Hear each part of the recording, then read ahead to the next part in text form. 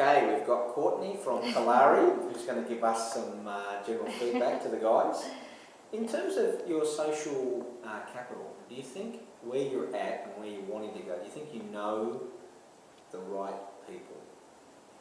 At the moment, I don't think I know enough people. How I think that's something that I would need to work on to, expand. Who do you think, what's the type of person that you need to get to know better in terms of contacts?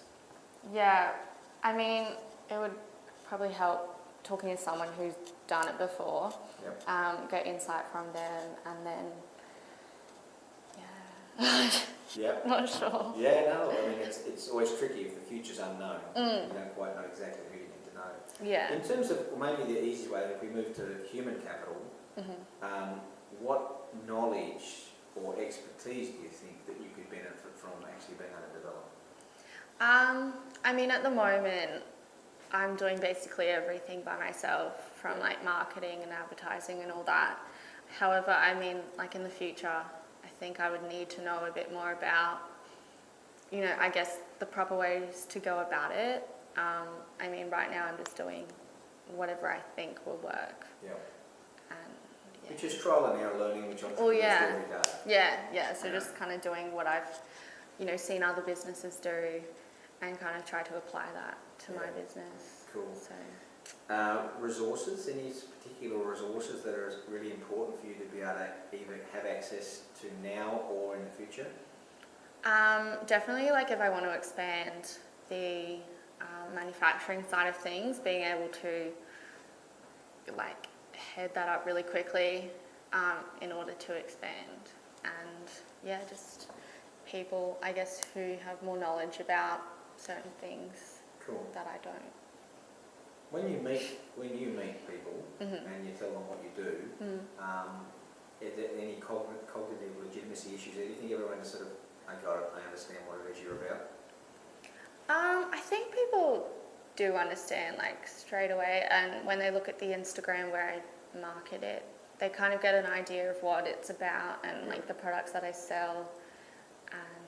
And I think it's pretty straightforward at the moment.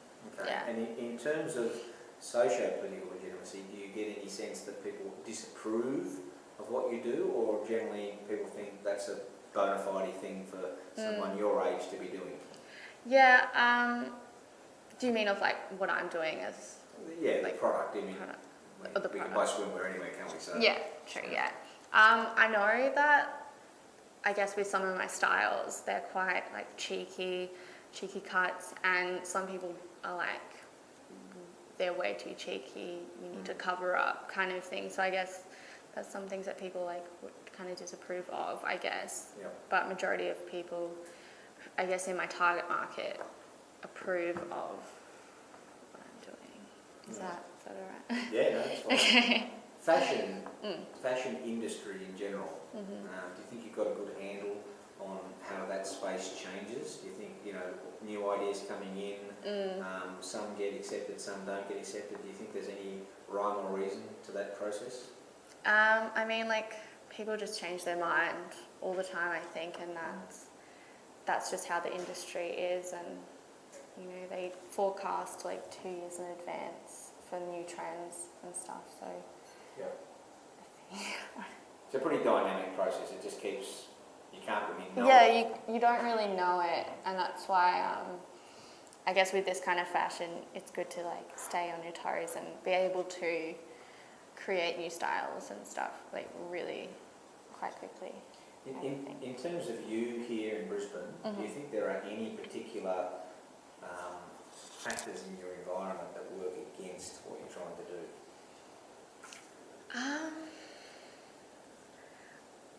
I mean, compared to maybe like Sydney or Melbourne, there might be greater exposure. I'm not sure. What was the question again? Sorry. Can you think, that's all right, can you think of any factors that are specifically working against you? Like, maybe the cost of materials or... Yeah, so I guess even like the cost of manufacturing and the materials, they're like way more expensive than if I was to go to Bali and source those, and maybe low volumes? Is it working with lower volumes at the moment is a tricky thing for you in terms of cost? Not really. No, I mean, like, I buy all the fabrics and stuff like wholesale anyways. Yeah. I mean, obviously I could get it cheaper, like overseas and stuff, but at the moment, actually, I mean, like when making them, because I don't make like hundreds in one go. Yeah. I do like, small volumes, and then I guess that, like, my time could be better, like used, sure. I guess, in the cutting stage and stuff. If that makes sense. And the reverse of that, do you get a sense of things that are working in your favour? Yeah, I mean, like with having the low volume, I can, I guess, cater better to what my customers are wanting at that point in time. So I found a lot of styles that I sell, like, customers grab onto like a certain few. So with having it low volumes, I don't have all this stock of the other styles that I haven't sold yet. So I can kind of make to order, I guess, to what everyone's wanting. Yep. So I guess that really helps me in not having to spend all this money on stock that I don't. I'm not going to sell, or sell right now and make the most of it, if that makes sense. So in terms of your strategy, in terms of what you're trying to achieve, the way you create value, right? We can create it from turning something of little value into something of greater value, solving people's problems, and or using network effects to our advantage to sort of promote and think.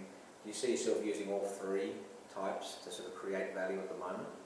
Yeah, definitely. I mean, like with creating value, I guess you buy this fabric and it's not that much.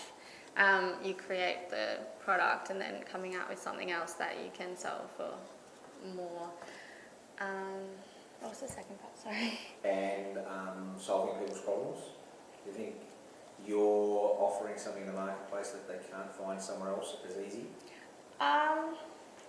I mean, I think so. I've found a lot of people like supporting like these small boutique brands, and I feel like I offer a product that's really good quality and they're super comfy, which is like feedback that I have gotten from like lots of my customers. So I think that's something that I'm offering, and they know it's made in Brisbane, Australia, and it's just something, I guess, a little bit different, I guess, too.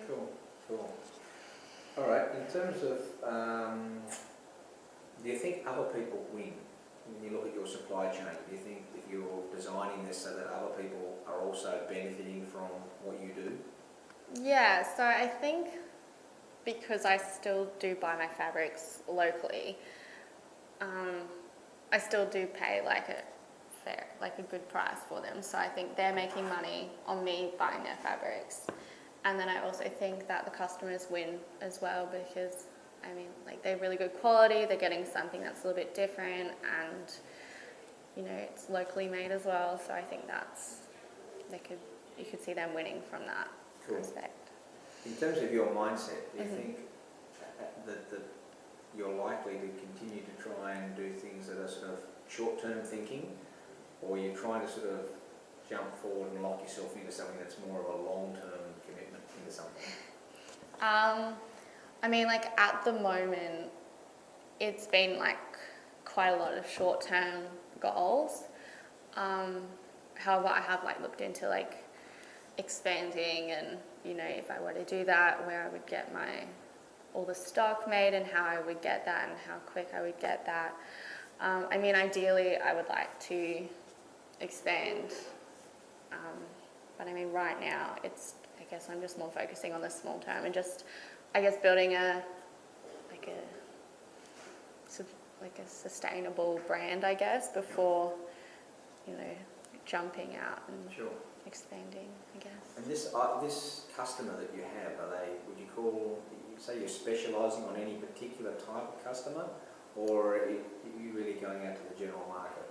At the moment, I guess it's quite specific. I mean, my target market is probably like 15 to 30-year-old females who like something a little bit different. I guess like my styles are more, I guess you could say cheeky cuts, so they don't cater to, I guess, your everyday girl. However, I mean, like I started to bring out this custom thing where you can choose like what style you want and what colour and then what size, and whether you want like the bottoms to be cheeky cut or if you want them to be like more of a moderate coverage. So I guess I'm trying to cater to all those like people. Yeah.